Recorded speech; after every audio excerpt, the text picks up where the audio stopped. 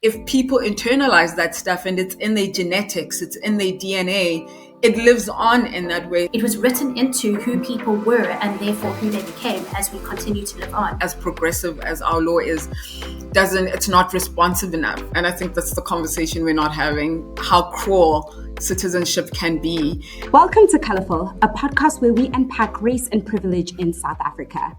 I'm Sena and here with my co-host and best friend, Stacy Jane, and we're here to have the kinds of conversations our country desperately needs. Hello, Stace. Hey, Sena. And this month we are sitting in between two really significant dates in our calendar in South Africa. We've got Human Rights Day and we've got Freedom Day. But what do these days mean in a country that remains profoundly unequal and afraid to have difficult conversations? So today we are focusing on systemic racism with a particular focus on the law. And I guess the point is, that racism is deeply cultural, it's deeply social, but it was also meticulously engineered into our legislation. And we actually had it legal to oppress people of color. And so the past, as we would know, informs the future. And even though racism is no longer legally implemented in our legal system, the repercussions are still experienced by the majority of South Africans. Yes, Stacey, you're right. And it is quite a complex point. So to help us unpack this, we're joined by a powerhouse guest, a constitutional lawyer, writer, and founder of Including Society, Lwando Xaso.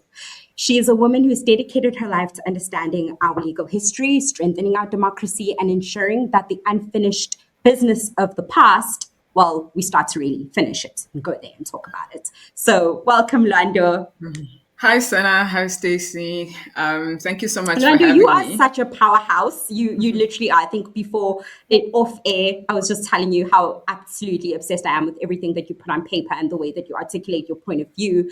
But for guests that have not come across your work, please could you tell us about your journey to being a constitutional lawyer and an activist and a writer?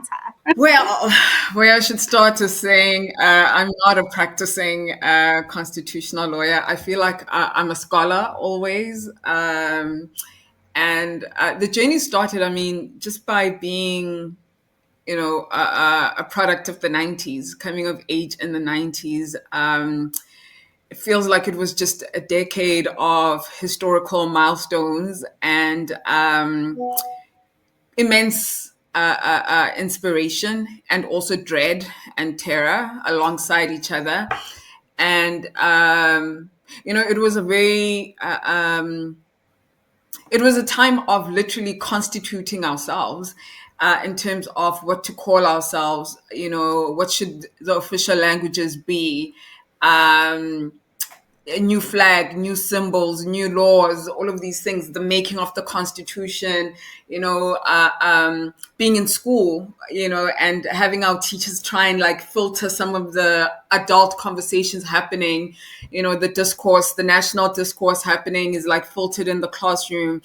And I always tell the story about, learning about, human rights and the Bill of Rights and coming home and my dad saying, can you get me a glass of water? And I'm like, no, I'm not. I've got rights, and testing the boundaries in the home and learning to kind of dovetail all of these ways of life that we have, from the national to the home, to the cultural, to the religious, and trying to make sense of that as a young kid. And to be honest, the whole thing was I just wanted to be a lawyer because of Marsha Clark and the O.J. Simpson trial. It was happening in 1995, which so happened to be the year that Mandela was appointing the first 11 judges. I don't know who O.J. Simpson was. I just remember watching the trial and being someone who was deeply introverted. I was very quiet as a child.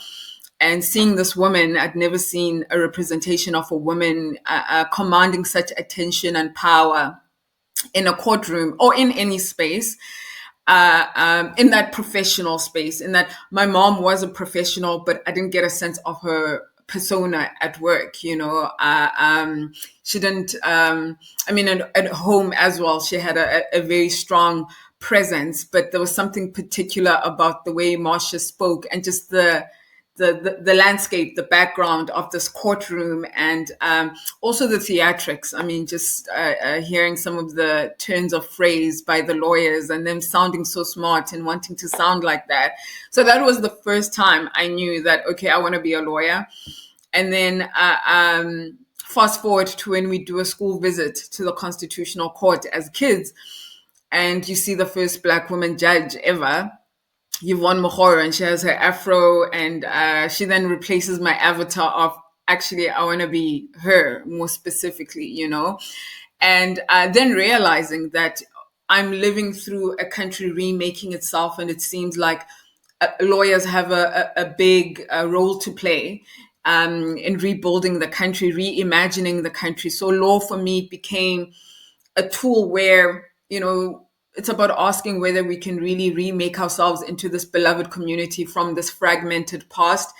It was really an inspirational time, and I really placed a lot of stock in this new constitution we're learning about, and the Bill of Rights, and what those instruments can do. So that's where it started, and then it kind of veered off into corporate stuff. You're like, wait a minute, we've kind of lost sight.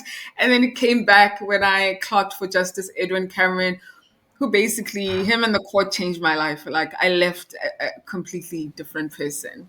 Yeah, that is a whirlwind of a journey. I can see the attraction. I've also heard from many that within law that it is an extremely challenging environment. So I'm sure you've been challenged on so many levels, and also found the space and time to really articulate your understanding and your argument around the various injustices that existed and that exist today. And I guess I want to touch a little bit on, almost as an opening to our discussion, which is, I mentioned earlier that we want to speak about systemic racism amongst other things.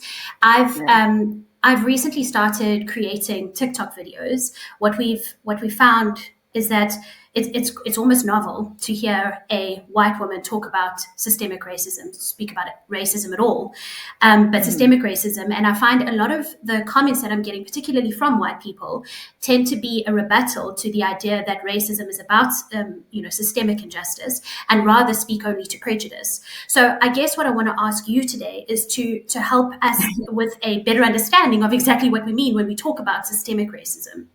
I mean, it's talking about like the infrastructure itself, the scaffolding of society being biased towards certain people and being constructed for the comfort and advancement of certain people more than others. It's in the foundation of the country. And of course, it's structural, right? If you come to the conversation with goodwill, I don't see how you get to a different conclusion, in the sense that apartheid and colonialism were systems. They're very efficient. They're very bureaucratic. Every part of a person's life was regulated, and we still have the aftershocks of that, but not only just the aftershocks, in that certain things haven't been all the way repealed. And also, I think more than systemic, it was also cultural. And I think that's where constitutionalism, in terms of potency, hasn't really been as effective per se as apartheid, in the sense that I don't know if we have a culture of constitutionalism, but apartheid transcended laws, where I think people really internalized this. They internalized their superiority, they internalized their inferiority, and it informed how people related to each other in a way that I don't know if constitutionalism informs everything we do and how we relate to each other at the same level. Apartheid also informed the culture and the arts of the time, right? And architecture, physical architecture of buildings looking a particular way. Like, it was in every part of society, it was detailed. And I think that is at the core of what made it such a powerful system. But also, just as powerfully, is Albie Sachs always says, the greatest thing that apartheid produced was anti-apartheid. So for example, all the colonial and apartheid constitutions, you have a rebuttal of that through counter visions. For all the apartheid spaces, you have counter spaces, that people actually developed, just like with Bantu education, for everything you didn't learn in the classroom, teachers created culture clubs. You couldn't call it like a school, because then it would be probably undermined at the very least, and shut down completely at the worst, in that people found alternative ways to kind of like dismantle the system. And I think I was reflecting the other day of just even the importance of Black consciousness, of understanding that these laws didn't just work, on the outside. They really did some inner work. They did a number to our inner lives and our inner thinking, specifically how Black people thought of themselves and also how white people thought of themselves. And you see that it's also generational, in that laws don't stop that from being passed down from one generation. You can repeal the laws, but if people internalize that stuff and it's in their genetics, it's in their DNA, it lives on in that way. So I would say it's more than just structural and systematic. It was cultural, it was spiritual, it was social, it was political, it was ethical, it was all of those things. And I mean, if you've ever been to the Apartheid Museum, there's an affecting part of the exhibition as you walk in, where you see from the ceiling to the floor, just all these laws that governed people's lives, And for me, apartheid wasn't just about those laws. It was also about the brutal enforcement of those laws, the threat of the violence, the low-level dread, the constant low-level dread of atavistic violence that people understood would follow if you broke those laws, right? And I think the apartheid government was very effective in imposing that threat and meting out that violence and making it a very real fear.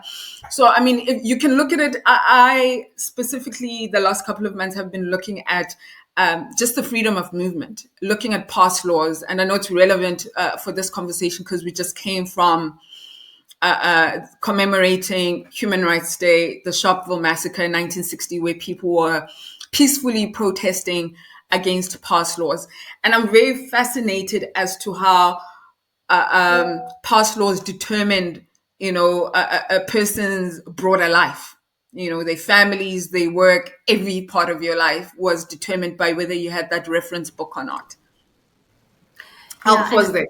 Yeah, no, I think that's perfect, because what you're sharing with us, if I'm hearing you, correctly, is that yes, legally these sorts of laws don't exist anymore, but the fear and the it was written into who people were and therefore who they became as we continue to live on. And it's about, there was something you said here about the internalized ideas of superiority, and then naturally, that's amongst those who believe themselves to be superior, and then the exact opposite amongst those who are not superior, and how that lives on through generations, and what that means for us, the way we show up mentally, physically, socially, economically in today's society. And I feel like that's already... Definitely. I mean, I see it in myself as someone who has lived most of her life under a democratic South Africa than not. It's amazing how much I've internalized, because a lot of it didn't stop. You see it in different facets of life where sort of the undertone, the messaging that you get is that you're not good enough unless you sound like this, unless you look like this, unless you show up in this way, unless you cut ties with certain ideas and certain people, and because that's the path to advancement, sometimes you assimilate in that way, from the schools that you go to the workplaces that we're in. There's a very clear message as to who gets to, advance and who doesn't. And that's usually, the further away you are from your Blackness, the better you'll do in life. I think basically. We have chatted about that, and I think I can totally relate to at least where my journey with law started. I speak about this on this podcast as well. I often interrogate how much of that decision to enter into the profession was an embodiment of what I thought you needed to show up as in order to get success and safety. And safety. Survival, safety, thanks for bringing that up. I don't underplay that. That's why I'm very slow to assign any blame to anyone who does that internal filtering and checking off themselves, because it is a survival thing. It is a safety thing. And you thing. also touched on how encompassing all of those laws were on Black lives, and we'll get into the nitty-gritty of that legislation. But before we get into the nitty-gritty of that legislation, I just want to stop and speak about the purpose of including society, right? That is your initiative, and you focus, Very controversial name. So Like, controversial. it's a society where we are including of each other, which I think is different from inclusion in a corporate sense. It's just saying, we'll have regard to each other's positions and each other's objectives and goals and all of that. And I used to work a lot with private high schools who are on, a transformation journey. And especially after the reckoning of 2020, whether it's through COVID-19 and the fallout of that, and then the George Floyd murder in the US and how it kind of echoed throughout the world and on campuses and on high school campuses, and it radicalized a lot of students, and a lot of schools were not equipped to deal with this. So I did a lot of working with schools in terms of aligning their policies with the Constitution and related laws. And outside of law, just sensibility. What's the right thing to do? Because sometimes the law doesn't even, as progressive as our law is, it's not responsive enough. It's like, don't let it also limit your imagination. If you want to do more, you can. And resolving disputes between students and their teachers, or between the governing body and the school body and all of that. So I've kind of moved away from that work a little bit. I do it on a limited basis, but including society was about mostly that work and about the platform that I have online. And then I have another platform called Long Story Short, which is the name of my newsletter. So I actually sort of renaming everything just Long Story Short. Speaking on that, what do you think is the most urgent conversation we're not having? Because you framed including society as focusing on unfinished business and unfinished conversations from the past. I think we're having the conversation, but I don't like how we're having it. Okay. If I had to be frank, it's there's a book that made an impression on me. I haven't finished reading it, but just even the idea through the title, and it's called The Cruelty of Citizenship. And I think that's the conversation we're not having, how cruel citizenship can be. And seeing the rise of nationalism, especially amongst Black South Africans, is a very curious thing. It's a very disappointing thing. And I mean, under apartheid, the language was about asserting an African kind of nationalism. That's what even Nelson Mandela would tell you he was trying to communicate in his speeches, and how he dressed and all these things, right? All these political moments. And I understand it as a countervision to apartheid. And I think there is a healthy level of it. But I think it's rising to dangerous levels. I think there's a lot of anxiety around citizenship, and it's showing up in how violent we are to people that we other. One of my favorite writers is Ta-Nehisi Coates, and I'll never forget when he said that this was years ago, and he then repeated it in his latest book, The Message, when he's talking about the situation in the Middle East. And he said, and he was talking about the oppression of Palestinians. And he was saying that, and when you consider who's oppressing Palestinians, he was saying that in this book, he's framing it the way that I will share just now. But when I heard it back then, he was talking about Black people. And he was basically saying that oppression is not ennobling. Just because you've suffered and you're an oppressed group, it doesn't make you more noble. It's not ennobling. If anything, it can make you reenact that violence on somebody else. Somebody else has to be at the bottom, right? And we see a variation of that, whether it's the oppression of the LGBTQIA community, like women and all these marginalized groups, and xenophobia or Afrophobia, African foreigners, if you like, are that group that's now at, the bottom of our boot, basically. And I hate seeing it. I hate hearing it. It is prevalent even in casual conversation now. It's not taboo. People tweet freely about it, expressing, for me, the affecting thing last year was what happened to the Miss South Africa contestant, Chidimna, all because she had a Nigerian sounding name. And then after that, people unearthed that her mother is Malawian and her father is Nigerian. And then after that, they unearthed that the mother is here and was able to gain citizenship under fraudulent means, and therefore, even though she was born here, Chidimna was born here and lived her whole life here, all of a sudden she's not a citizen, right? And you have the government putting its, weight, its significant weight behind this violence against this one young woman, right? And you see how bullied. Like the other day, I saw on Twitter, people saw her in Cape Town, and now everyone's hounding her, like, go get her kind of thing. And it's like, what is this? And what is it that's made this so permissible that a person can be vilified and harassed on social media in this way based on her origins, when her origins are she's born here?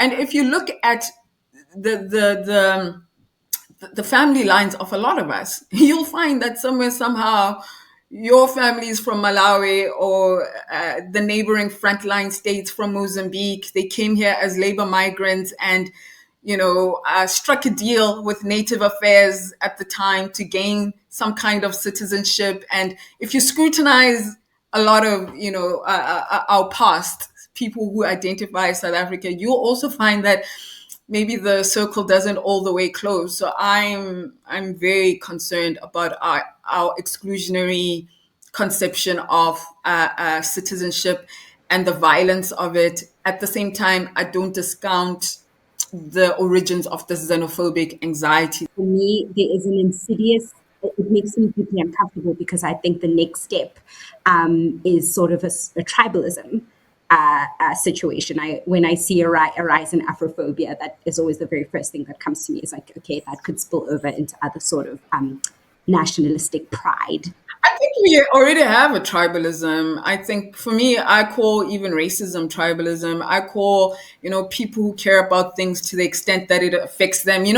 It's very common when something happens for people to say, oh, that could have been my daughter. That could have been my mother. That could have been my brother. That's a form of tribalism. You shouldn't care about things to the extent that you perceive them now to be close to you, right? You should care because it's another human being. Not that it could be your son or whatever it is. Yeah, the argument often used in the context of looking after females, right, and protecting. Yes. Yeah. I had a daughter now. Exactly. I have a mother, I have a daughter, I have a cousin. And it's like, yeah, but what about all the other women? That doesn't justify that sort of behavior. Yes. So agree. And I guess what you're very much describing some of the social ills that are created as a result of this creation that we have of the oppressor and the oppressed. Let's kind of take us back to the starting point. And that is really pre-1994, when South Africa had a system of parliamentary sovereignty. So can you explain to us what that means and how it informed apartheid? Yeah, I mean, parliamentary sovereignty is kind of like the I saw this was muddled on Twitter, where people were saying apartheid was a democracy. It was just, a system of parliamentary sovereignty alongside. I can't even, in an intelligent way, repeat what was being said. But what that means is parliamentary sovereignty means that there's basically no check on executive or legislative power.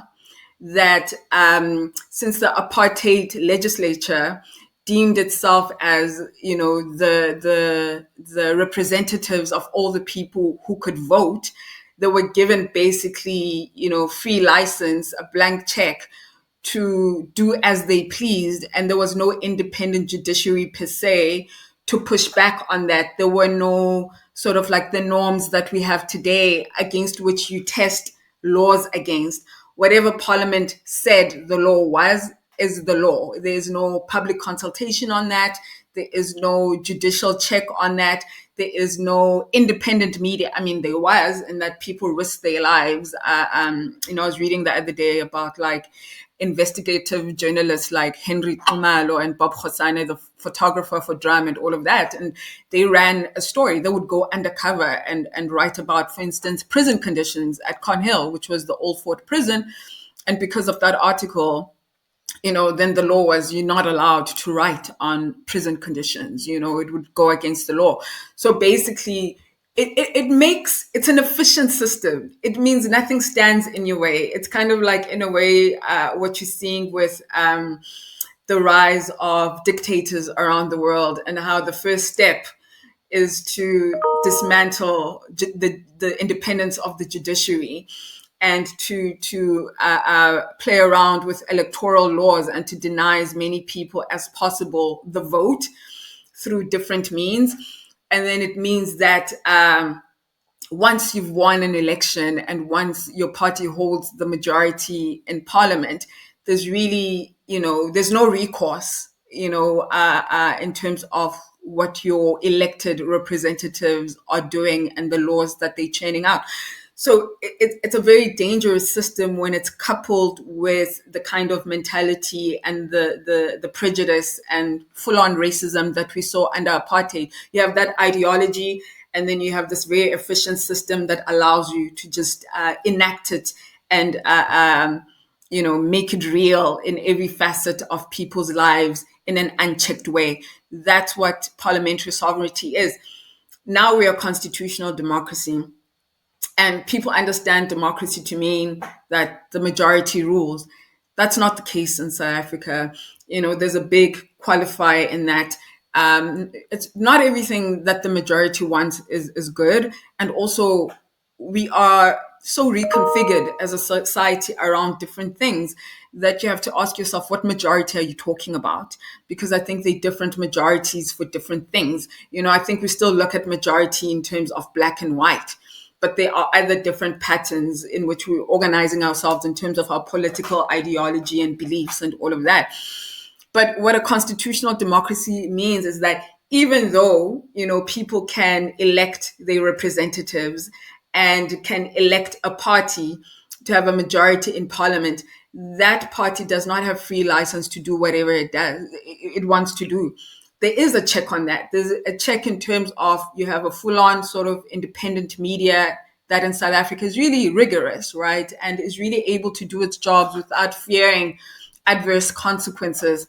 You have a civil society that does a lot of pushing back, that has been just that last line of defense, when it comes to protecting and promoting these constitutional rights. And then most importantly, you have an independent, I wouldn't say most importantly, I think all of these things work at the same level. And when they work together, it's really powerful and effective. You have an independent judiciary that in so many instances, has the last say on this is not constitutional. Now we have a text, that is premised on human rights. When you look at Chapter 2 of our Constitution, where people are guaranteed rights and responsibilities. And now you have a court whose duty is to ensure, and it has the final say, to say, okay, what Parliament has done here, even though Parliament is the elected branch of government and the judiciary is not elected, is that it is able to say whether it accords with our constitution or not, and to strike down laws and effectively, override what people deem to be, the I had a term for it now, forgotten, but the sentiment of the majority, right? What the majority of people want through their parties. But the other pushback is that so often what parties run on and what they end up doing are two different things. That to say that you've been elected and you have the majority gives you a mandate to do whatever you want is not the case. I want to take us down that avenue of constitutional democracy now that we are post-1994. And one of the hot topics that has been in mass media recently was around the land expropriation bill. And people were linking that naturally to this idea of something called reverse racism. So, which I think is a concept around prejudice against white people. So what I would like to ask you is there a mechanism within the Constitution that even allows for racism of any kind, let alone reverse racism?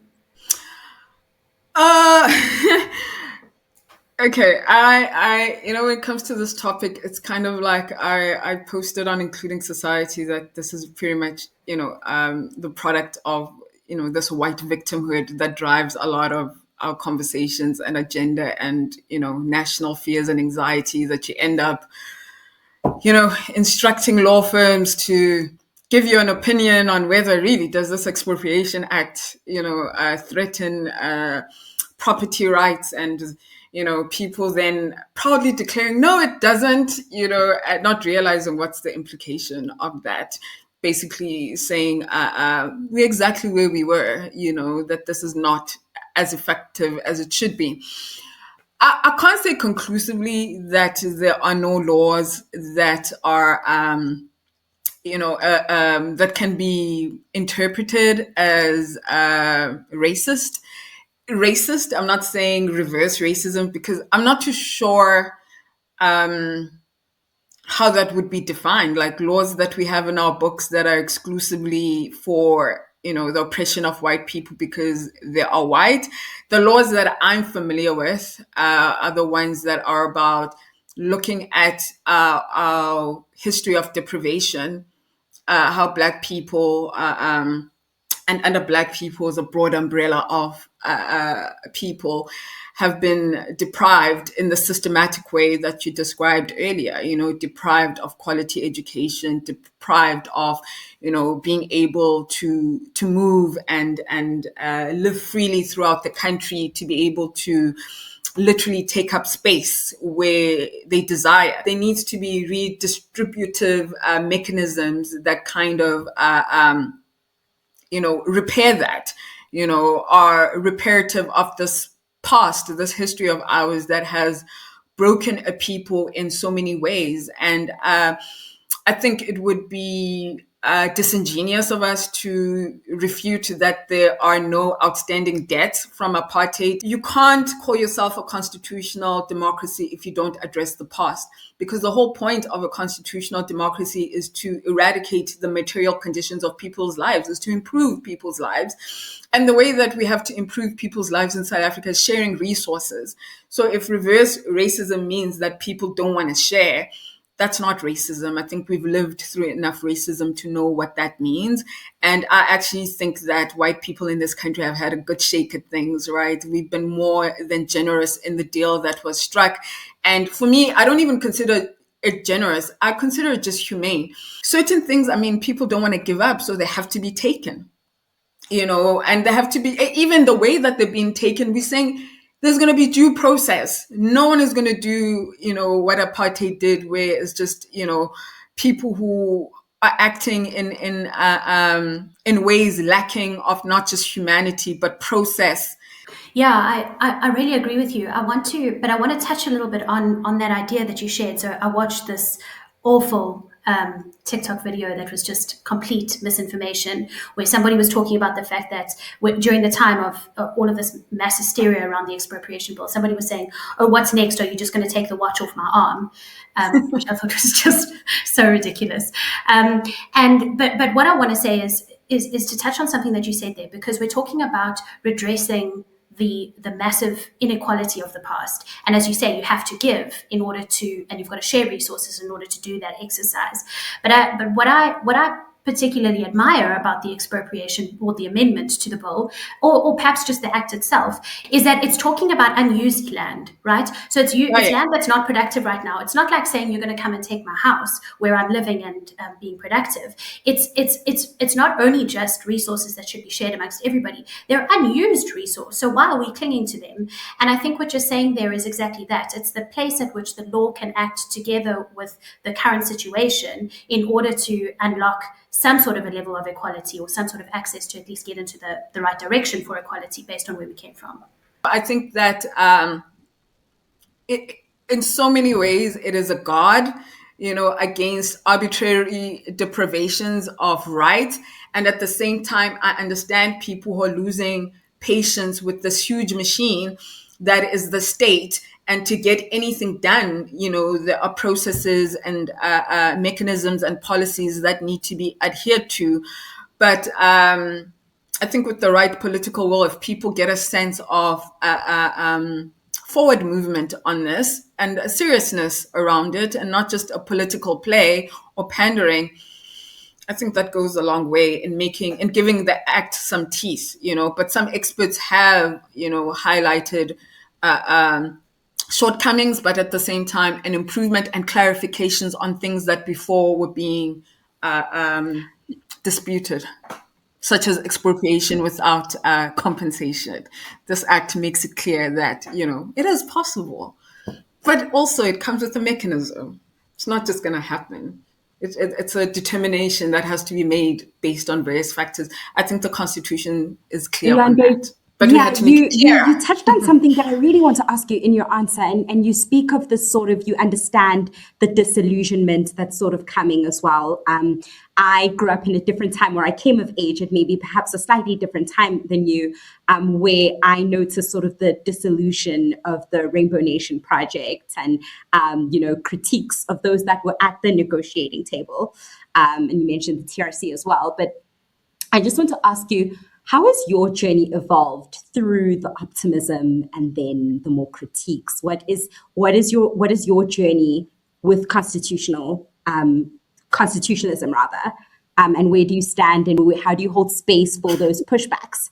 I like that question a lot because I think the personal is political and the political is personal, and how I see constitutional law is not just how I hope to make a living. It's kind of like my belief system, my life, my personal life, how I'd like to accord myself, one of the ways in which I'd like to comport myself.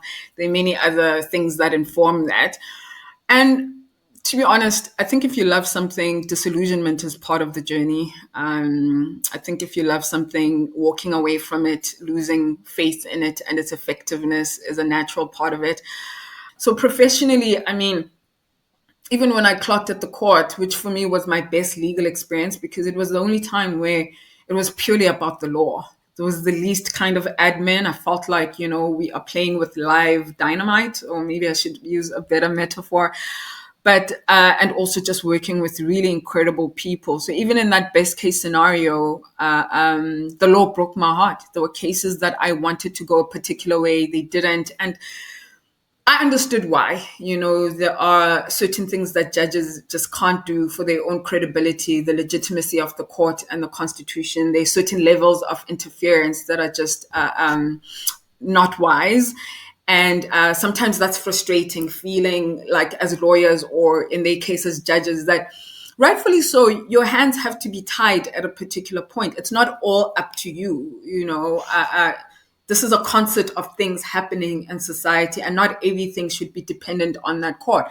So even that was my first experience of like, oh, I'm disappointed in the outcome of that case. I wish we had gone further, harder, But the wisdom of the judges would be like, in this case, we can go a bit further and not. And, that judicial kind of strategy and maturity, I think, is very important in our constitutional democracy. I'm no longer a practicing attorney because, first of all, practicing corporate law, it's not satisfying if you went to law school with, that higher objective of wanting to build a beloved community, and you have these romantic ideals, and then you're stuck in the billable hour and you feel like, what is the purpose of what I'm doing here other than being a cog in a machine?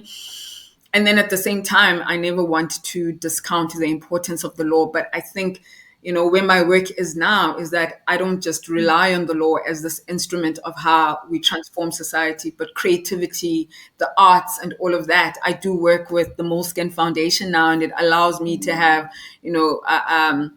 social justice, but realized through many instruments and not just the law. Lwando, I like your whole answer there. It really did. Stacy and I always say that sometimes the downside of such an individualistic society is everyone is so centered on convenience, right? And sometimes convenience is the price you pay for community. Yeah.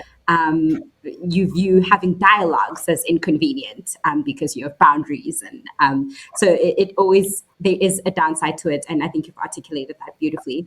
Yeah, we treat people as disposable now. It's like, I can make it by myself. I've got all these rights and opportunities and all of that, and you land on your ass, and you then know. And then when you're down and out, you realize all the opportunities and rights in the world don't make up for having some really good people in your life. I want to end just a little bit thinking about the fact that we're heading into Freedom Day, and I want to ask both of you, Sena and Lwando, what does what does Freedom Day actually mean to you? So let's, Sena, let me start Does with you. Freedom Day actually mean to me? I think this is a very, you never told me you were going to turn this on me, so I didn't have a chance to think about it. But perhaps one of the ways in which we can start commemorating Freedom Day is by acknowledging that not all are free. And perhaps these opportunities that we have even to commemorate Human Rights Day is still this acknowledgement that we are still not where we need to be. So I don't necessarily think we can celebrate freedom when not all are free. So that's what freedom means to me, is talking about how we're not free. And when you talk about that, to be clear, the law says that we are free, but you're referring to these other structures that we've touched on before that inhibit. Of course, formally we are freedom. Substantively, like we're not. It doesn't take too long. I mean, you can just look across the freeway. And as Lwando said, we become insulated. We build the walls higher and higher. Privatize everything, and I think that is short-sighted. For a number of reasons, but also since we're ending off, so Lwando, you have two questions to answer: what freedom means to you, but also you said something that really struck our strategist Sarah in your Instagram posts. So, in conjunction with Stacey's question, you need to answer. You said that South Africa is 1 or 2 election cycles away from having our own sort of Donald Trump white right-wing president.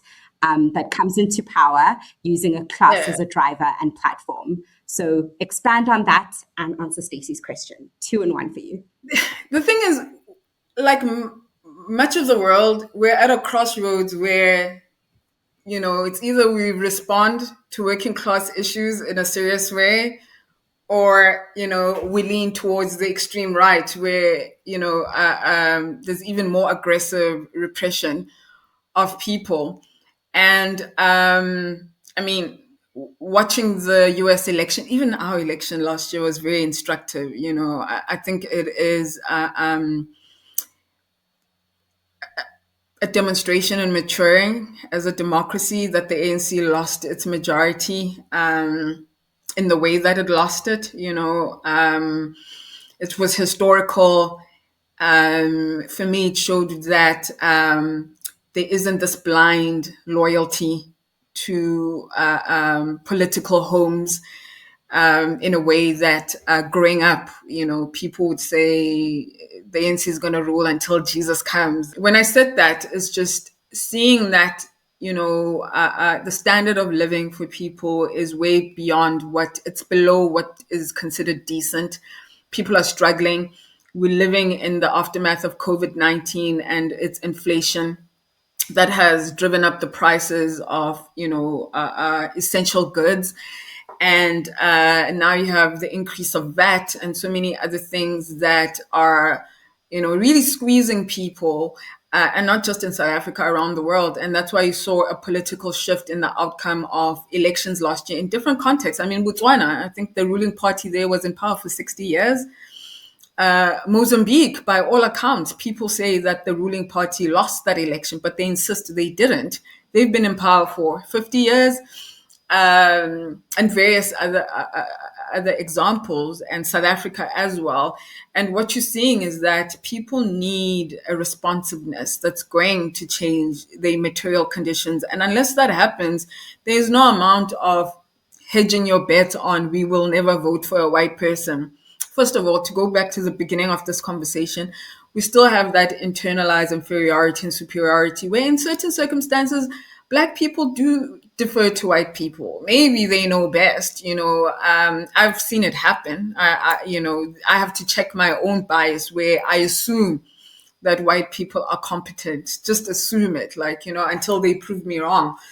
And you don't give the same benefit of the doubt to yourself or to Black people. So I think the country is actually ripe for a Donald Trump-like figure, a white figure who has a PowerPoint presentation, as I like to say, because there's nothing like a white man with a PowerPoint presentation, And then they say the most basic stuff. You're like, but it's well produced. It looks pretty. It looks professional.